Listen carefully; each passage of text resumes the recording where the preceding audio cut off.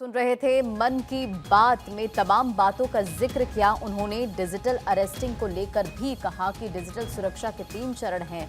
साथ ही साथ देखिए उन्होंने बताया कि किस तरह से मन की बात के 115वें एपिसोड में पीएम नरेंद्र मोदी ने छोटा भीम की तरह ही हमारी दूसरी एनिमेटेड सीरीज कृष्णा मोटू पतलू इन तमाम बातों का जिक्र उन्होंने किया।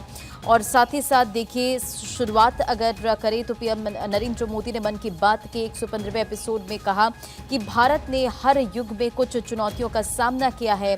आज मन की बात में मैं 2 ऐसे महानायकों की चर्चा करूंगा जिनमें साहस और दूरदर्शिता थी और देश ने उनकी 150वीं जयंती मनाने का फैसला लिया है। 31 अक्टूबर से सरदार पटेल की 150वीं जयंती वर्ष की शुरुआत होगी। इसके बाद 15 नवंबर से भगवान बिरसा मुंडा की 150वीं जयंती वर्ष की शुरुआत होगी। इन दोनों महापुरुषों के सामने अलग अलग चुनौतियां थीं, लेकिन उनका विजन एक ही था, देश की एकता। तो इन तमाम बातों का जिक्र पीएम नरेंद्र मोदी ने मन की बात कार्यक्रम में किया, जिन्हें आप सुन रहे थे।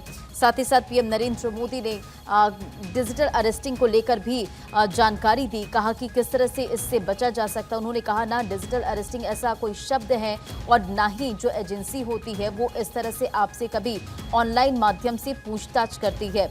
तो अलग अलग जगहों पर पीएम नरेंद्र मोदी की मन की बात को सुनते तमाम जो बीजेपी शासित राज्यों के मुख्यमंत्री थे वो भी नजर आए।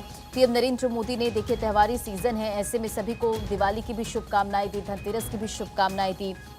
पीएम नरेंद्र मोदी ने कहा त्योहारों के इस मौसम में हम सब आत्मनिर्भर भारत के इस अभियान को और मजबूत करते हैं। हम वोकल फॉर लोकल के मंत्र के साथ अपनी खरीदारी करते हैं। यह नया भारत है जहां make in India, make for the world बनाया गया है। हमें न सिर्फ भारत को आत्मनिर्भर बनाना है बल्कि अपने देश को इनोवेशन के ग्लोबल पावर हाउस के रूप में स्थापित भी करना है।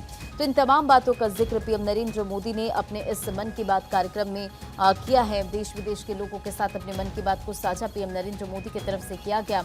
साथ ही पीएम नरेंद्र मोदी ने ये भी कहा कि अब आत्मनिर्भर भारत अभियान एक जन आंदोलन बनता जा रहा है।